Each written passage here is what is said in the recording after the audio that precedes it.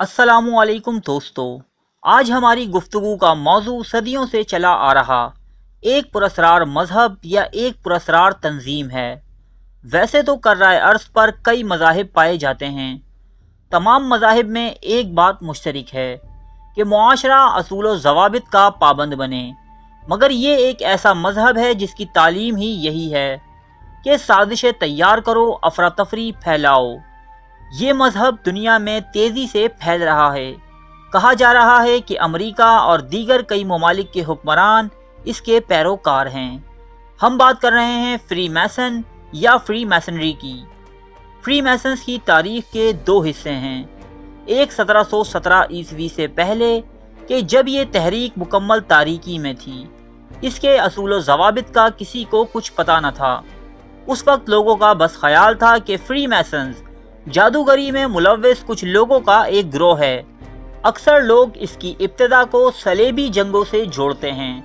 सलेबी जंगों में एक गिरोह ने बहुत बढ़ चढ़कर हिस्सा लिया। इस गिरोह का नाम था ऑर्डर ऑफ सोलोमन्स टेम्पल, जिसे नाइट्स टेम्पलर भी कहा जाता है।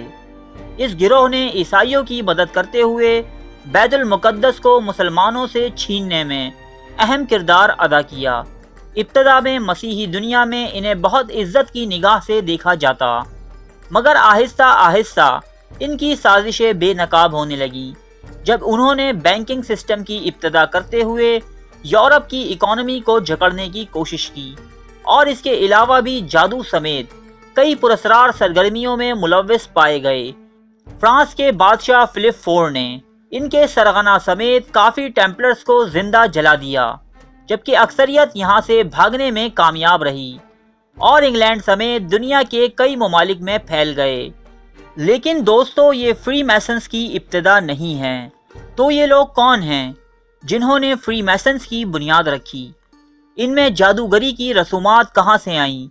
फ्री मैसनरी बज़ाहिर तो एक यहूदी सोसाइटी है, लेकिन इसमें बहुत सारी इस्तिलाहात और तौर तरीके कदीम मिस्रियों वाले मिलते हैं। ऐसा क्यों है?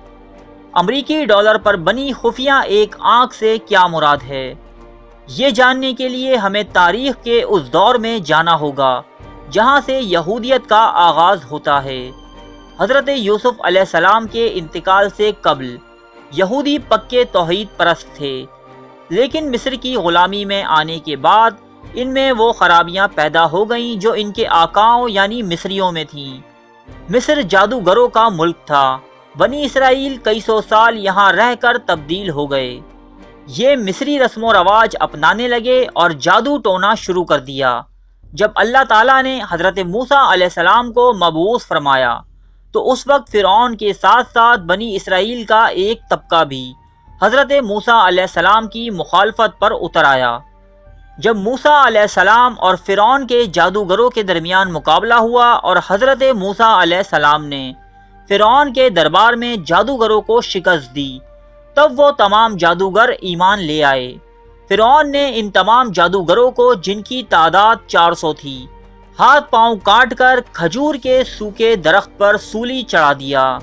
ये उस दौर में खौफनाक तरीन सज़ा थी। इस सज़ा के दौरान इंसान का दम सिसक सिसक कर निकलता था। ये तमाम जादूगर सूली पर चढ़ गए, मगर फ़िरौन के खौफ से ईमान से फिरने की कोशिश ना की। अल्लाह ताला को इनकी कुर्बानी इतनी पसंद आई कि अल्लाह पाक ने इस वाक़े का तफसीली ज़िक्र कुरान मजीद की सूरह शौरा में बयान फरमाया।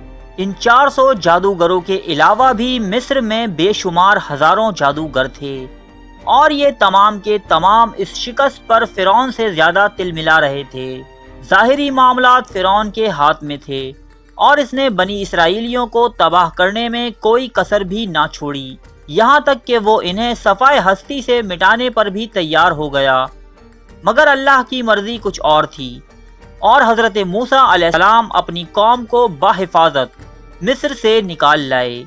दूसरी तरफ मिस्र के जादूगर जान चुके थे कि हज़रत मूसा अलैहिस्सलाम और इनके दीन का मुकाबला नहीं किया जा सकता, इसलिए उन्होंने अय्यारी से काम लिया और जादूगरों का एक ख़ानदान या उनका एक हिस्सा मुनाफिकाना तौर पर ईमान ले आया। अब ये टोला बनी इसराइल का हिस्सा बन गया। वो आम बनी इसराइलियों से अलग थलग रहते थे। اور اپنے مخصوص حلقے میں اٹھتے بیٹھتے۔ انہیں جہاں جہاں موقع ملتا بنی اسرائیل کو شرک کی جانب راغب کرتے۔ سامری کی ترغیب پر بچھڑے کی پوجا کرنا اور جہاد سے انکار کر دینے کے پیچھے بھی یہی گروہ کار فرما تھا۔ یہ گروہ صدیوں سے یہودیوں اور پھر نصرانیوں کو سبز باغات دکھا کر اپنے مقاصد کے لیے استعمال کرتا چلا آیا ہے۔ بظاہر اس گروہ کا مقصد بیت المقدس پر قبضہ اور یہاں سولومن ٹیمپل یعنی ہیکل سلیمانی کی تعمیر ہے، لیکن ان کے اصل مقاصد کا علم کسی کو نہیں۔ فرانس سے نکالے جانے کے بعد انہوں نے برطانیہ کا رخ کیا۔ اب تک انہوں نے اپنی فوجی اور مالی طاقت پر توجہ دی تھی، جس کی وجہ سے یہ ناکام رہے، لیکن اب انہوں نے پولیٹیکل یعنی سیاسی طاقت پر توجہ دی اور برطانیہ کے اہم عہدیداروں، فوجی جرنیلوں، یہاں تک کہ بادشاہوں تک کو اپنے زیر اثر کر لیا۔ ان کی یہ حکمت عملی کارگر رہی اور انہوں نے اتنی طاقت حاصل کر لی کہ 1717 میں اس تنظیم کے قواعد و ضوابط ظاہر کر دیے گئے، اس کا تنظیمی خاکہ بنایا گیا اور یہ تنظیم کھل کر سامنے آ گئی۔ دنیا کے تمام ممالک میں اس کے دفاتر، جنہیں فری میسن لاجز کہا جاتا ہے، تعمیر کیے گئے۔ پاکستان میں بھی انگریزوں کے زمانے سے کراچی میں پریئر ہال نامی عمارت میں فری میسن لاج قائم تھا، مگر اب یہ اس مقام سے منتقل کر دیا گیا ہے۔ فری میسن کے کئی شعبے یا درجے ہیں جنہیں ڈگری سے ظاہر کیا جاتا ہے۔ کسی فرد کو بہت کڑی آزمائشوں سے گزرنے کے بعد ہی ممبرشپ دی جاتی ہے، اور ممبر بننے کے لیے دولت مند یا علمی صلاحیت کا ہونا لازمی ہے۔ اس تنظیم میں ممبران کی شناخت ایک دوسرے سے خفیہ رکھی جاتی ہے۔ تقریبات میں ممبران عام طور پر چہرے پر نقاب لگا کر آتے ہیں، لیکن اوپری درجے کے لوگ نچلے درجے کے لوگوں سے واقف ہوتے ہیں۔ سب سے عجیب بات اس تنظیم کی یہ ہے کہ اس میں عورتوں پر پابندی ہے۔ فری میسن کے لوگ عورتوں کا استعمال بطور رشوت دینے، راز اگلوانے یا اپنے دوسرے مقاصد کے لیے تو کرتے ہیں، لیکن انہیں فری میسنری میں ممبرشپ نہیں دی جاتی، کیونکہ اس تنظیم کے قانون اس دور کے بنائے گئے ہیں جب عورت صرف ایک چیز کی حیثیت رکھتی تھی اور اس کا مالک کوئی مرد ہی ہوتا تھا۔ انقلاب فرانس، امریکہ کی آزادی، پہلی اور دوسری جنگ عظیم، سلطنت عثمانیہ کی تباہی اور اس کے علاوہ کئی دوسرے سانحات کا الزام اس تنظیم پر عائد کیا جاتا ہے۔ امریکہ کے ادارے فیڈرل ریزرو پر اس تنظیم کا اتنا کنٹرول ہے کہ امریکہ اس کی پرمیشن کے بغیر $1 تک نہیں چھاپ سکتا۔ اس تنظیم کے کارندے دنیا کی بڑی بڑی آرگنائزیشنز میں اہم عہدوں پر فائز ہیں۔ دنیا کی اکانومی کنٹرول کرنے والی وال اسٹریٹ پر اس کا قبضہ ہے۔